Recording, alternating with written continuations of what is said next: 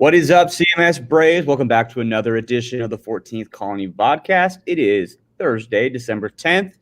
And Mr. Congleton, we just got back from our journey of westward expansion with Lewis and Clark. We're feeling good. We're feeling alive. Only one person died, right? And everyone else came back healthy. And we learned a lot of things. So we're feeling good about that. And we're going to move on. Now we're going to make a map, right?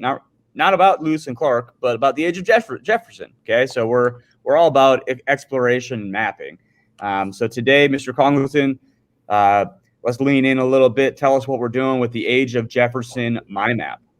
All right, so we're going away from the notes. Hopefully, you guys have been doing the research, getting those notes down on either paper or on that Google Doc for the last couple this week and last week.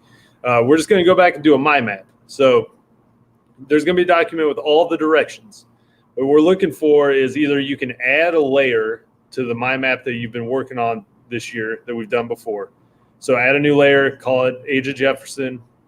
I think there's 9 or 10 locations that we want to put down. So step one is just put those locations down, put a pin, label it, and then zoom out, kind of get a mental map. Where are these places? All right. So we got some things about the War of 1812, which we'll talk about next week. So we've got Fort McHenry in Baltimore. I think we have Battle of New Orleans. We have a fort in Detroit. So find those places. There's the starting and stopping spot of Lewis and Clark, or the starting point, and then the last part near the Pacific Ocean.